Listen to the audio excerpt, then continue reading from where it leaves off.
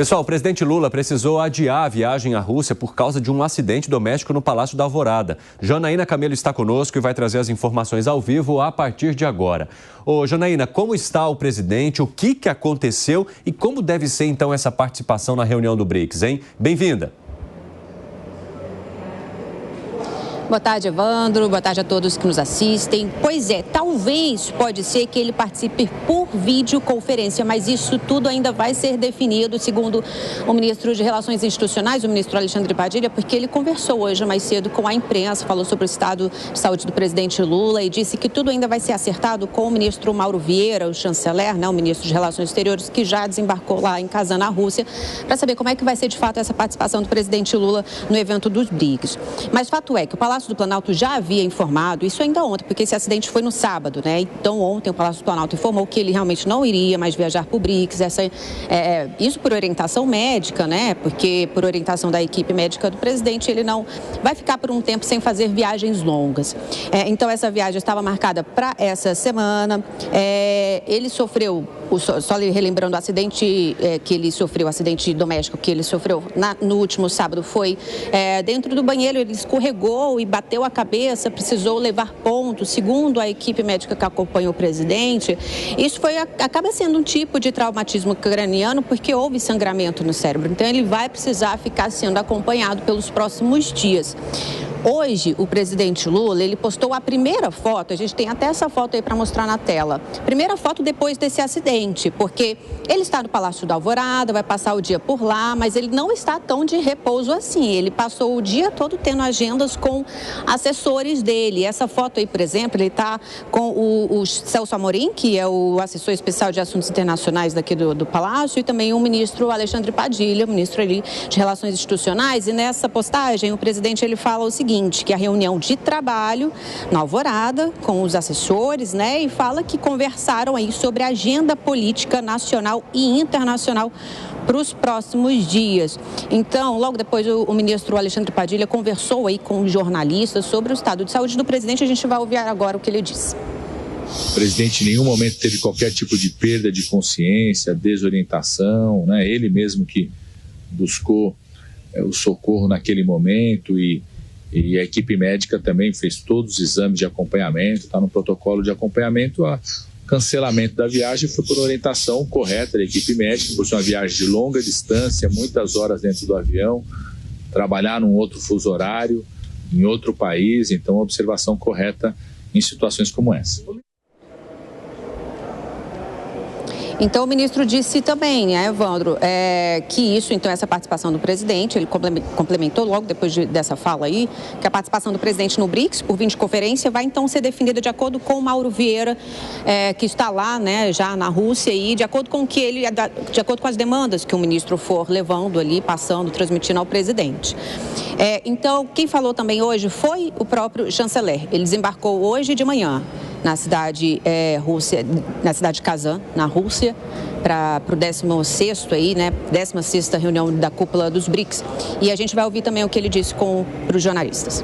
A participação do Brasil é sempre igual. O presidente Lula, infelizmente, não pôde estar presente, me pediu que eu representasse e vamos tratar, então, dos próximos passos dos BRICS a partir de amanhã. O BRICS, com a expansão, é um processo em formação e os chefes de Estado vão discutir todos os temas que estão na agenda, que são os novos parceiros, as modalidades, os tempos, então é isso.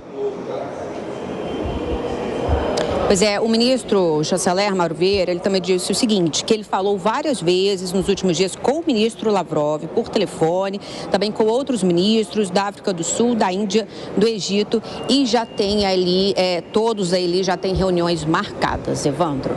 Obrigado pelas informações, Janaína Camelo. Bom trabalho para você aí em Brasília. Gustavo Segré, o que muda com a ausência do presidente da República e com o chanceler participando no lugar dele? Há alguma diferença entre não ter a figura do presidente da República nesse encontro do BRICS? De alguma maneira, me parece que é salutável para o presidente não estar presente, Evandro, porque vão ter dois assuntos que são muito sensíveis. O primeiro, o ingresso da Venezuela dentro dos BRICS. É um assunto que complica muito a posição do Brasil e o presidente Lula já sinalizou que ia vetar o ingresso da Venezuela, o que pode colocar o Brasil numa situação complexa, porque ou vai ter que agradar a Venezuela e aos BRICS, ou vai ter que colocar uma posição absoluta que até agora ficou um pouco em cima do muro, mesmo que ele não aceitou a vitória fraudulenta do ditador Maduro, mas também não se opôs, não falou, não aceito e reconheço a outra. Estão num limbo. Essa posição dos BRICS, em que a Venezuela é um dos países que mais tentativas de ingresso tem respeito de propostas de outros países. Como funciona? Vários países indicam outros países para entrar. Estrategicamente, o Brasil não indicou ninguém. De alguma maneira também ficou em cima do muro. Mas vai ter que tomar uma posição. O fato de não ser o presidente que está aí colocando a cara para falar a posição do Brasil pode ser um atenuante. Qual é a segunda questão também complexa? A utilização de qualquer moeda que não seja o dólar para transações internacionais. Uma proposta dos BRICS também. Qual é o problema? E estando o presidente seria um problema mais grave. Que a posição dos BRICS, que não é um bloco econômico e sim um bloco político, está migrando mais à esquerda. Com a incorporação de Irã, com a participação da China, obviamente, Rússia, a Índia, que aí até aí seria um pouco mais maleável. Mas todas essas incorporações, Bolívia, até a Colômbia negou a sua incorporação. O que prova que, mesmo sendo esquerda, a Colômbia falou, opa, peraí, eu vou esperar um pouquinho. Então são situações complexas, mas fundamentalmente essas duas. Ingresso de Venezuela e deixar de utilizar o dólar. Que o presidente não esteja, me parece uma boa opção. O que você acha, hein, Piperno? Que o presidente da República não ir é uma situação ou... o Zé Maria Trindade está conosco também. Bem-vindo, Zé. Boa tarde para você. Salve, muito boa tarde. Já passa a palavra aí para ti, Zé. Antes eu quero ouvir você, Piperno, sobre a participação do presidente da República e se diante desses temas mais delicados que foram mencionados pelo Segré, se é até uma boa que ele não participe. Não dizendo que o acidente trouxe algo bom, tá, pessoal? Não tem nada a ver com isso. Mas a ausência do presidente da República pode significar, de certa forma, uma solução para questões mais delicadas pelas quais ele poderia passar ali em discursos e em assuntos discutidos no BRICS. Fala, Piperno. Rapidamente fica um alerta para todo mundo que tem parentes mais idosos, né, amigos idosos e tal. Esses acidentes são, infelizmente, muito comuns né, nessa faixa etária. Eu acho que o presidente não vai ter prejuízo algum, até porque ele vai encontrar vários desses líderes daqui a um mês, aqui no Brasil. Aí vai jogar dentro de casa. É diferente, né, de lá fora... está mais exposto, até mesmo a alguns impulsos, a algum visitante mais indigesto. Né? Por exemplo, imagina se aparece lá alguma... Agora, recentemente o vice-presidente Alckmin foi até a posse do novo presidente do Irã. E o Irã convidou que ele bem... Enfim, tem dia lá para aquele evento. Então, por exemplo, estava lá o líder do Hamas. E alguém disse, tá vendo só, saiu daqui para se encontrar com o líder do Hamas. Não foi isso, mas o líder do Hamas também foi convidado pelo Irã.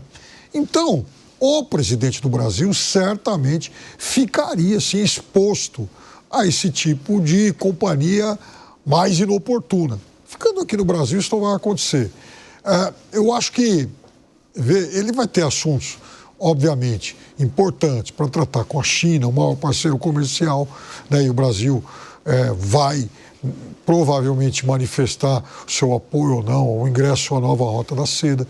O Brasil tem estreitado suas relações com a Índia, outro parceiro que vai com o tempo se tornar cada vez mais estratégico, até porque uma economia que cresce muito, já é o 5º maior PIB do mundo, a maior população do planeta. Então esses são parceiros com quem o Brasil tem que se relacionar, independentemente do distanciamento ideológico. O presidente da China, obviamente, não é da Índia, não é, obviamente, um político de esquerda, mas ele é alguém, né, muito importante do seu país, que se reelegeu, é uma liderança histórica e o seu país é muito importante e o Brasil tem que conversar com ele. Ô Zé Maria Trindade, você acha que o chanceler Mauro Vieira consegue representar bem o Brasil nesse encontro com a ausência do presidente da República? Burocraticamente, sim, né? A situação maior é a questão política. Eu até conversei com assessores do presidente sobre a real situação e eu vi de que o presidente está vai trabalhar, que está tranquilo e que deu uma ordem por transparência a todos os assessores, e principalmente ao médico, o Dr. Calil, que até falou com jornalistas, dando detalhes aí desta queda de um banco e quando bateu lá atrás a nuca, uma batida forte, que levou 5 pontos, aí houve uma repercussão na área frontal, né? Que é o cérebro mexendo e houve um sangramento, pequeno sangramento. Então, foi o alerta e por isso ficou 72 horas de observação absoluta e agora é o tal repouso parcial. Então, a primeira coisa, a transparência no que está acontecendo com o presidente. Isso é um grande debate sobre a saúde dos poderosos, né, dos presidentes, governadores. Isso é um assunto público. Então, esconder coisas assim acabam atrapalhando e muito. Sobre a representação brasileira, é um prejuízo. Os BRICS, eles estão sendo formados, né? Está sendo formado. Tanto é que o debate exatamente como vai funcionar esse equilíbrio ali entre a China, de tão poderosa, e outros países menores, é muito complexo, mas é uma novidade na política internacional, nas relações internacionais. O Mauro Vieira, burocraticamente, ele representa o Brasil. Agora, politicamente, a impressão que eu fiquei é de que o presidente Lula vai, inclusive, participar de algumas atividades de forma remota, via internet. É possível que isso aconteça, né? Ele vai perder encontros importantes e ele levaria na comitiva pessoas que se relacionariam, inclusive, com empresários de outros países que estão nessa reunião e isso é prejuízo. Portanto, não é a mesma coisa, mas ele se livra de certas saias justas, sim. O que você acha, Gani? Eu vejo que é um alívio para o presidente a curto prazo. O Mauro Vieira, evidentemente, vai fazer uma fala ali mais protocolar, o que é bom para o Brasil. Agora, em algum momento, o presidente Lula vai ter este enfrentamento, um dilema em relação aos BRICS. E qual que era esse dilema aqui, Evandro? Veja, o mundo hoje está mais polarizado. O crescimento dos BRICS mostra que os Estados Unidos não é mais uma potência hegemônica como foi no final da década de 90. Isso traz uma complexidade adicional para o Brasil, porque de um lado eu tenho um polo que é liderado pelos Estados Unidos, né? E aí o apoio aos Estados Unidos, à União Europeia, e do outro lado o polo russo-chinês, que evidentemente vem crescendo. Prova disso é o próprio crescimento dos BRICS com adesão de novos países membros. E o Brasil, historicamente, tem uma posição mais multilateral, né? De conversar com polos opostos. Então, é de interesse do governo brasileiro manter um bom relacionamento com os Estados Unidos, segundo maior parceiro comercial do Brasil, mas também com a China e, evidentemente, não desagradar a Rússia. Só que o grande problema é que hoje o próprio Estados Unidos cobra uma posição do Brasil em relação à Rússia, de ser mais combativo, mais contrário à Rússia. Por outro lado, Rússia e China também pedem uma adesão maior do Brasil a esse polo que quer fazer frente e uma rivalidade aos Estados Unidos, como, por exemplo, a criação de uma outra moeda para fugir do dólar. Situação bastante complexa e que vai exigir daqui para frente, não só para o governo Lula, mas para o Estado brasileiro, um grande jogo de cintura nas relações internacionais. Só rapidamente, Piperno, eu vi que você estava fazendo alguma cara enquanto o Gani estava falando aqui. O que aconteceu?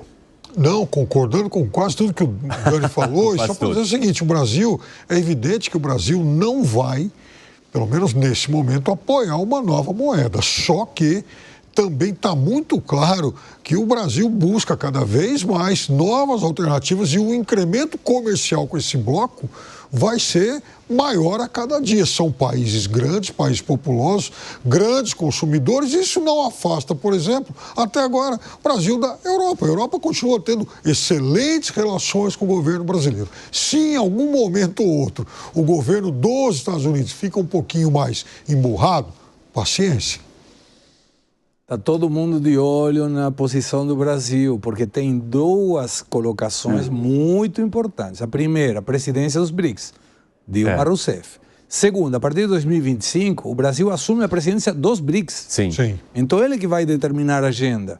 E essa pressão de Putin para tirar o dólar e colocar uma nova moeda vai estar na pauta. Então o Brasil vai ter que tomar uma posição. E aí que está o problema, em tomar uma posição.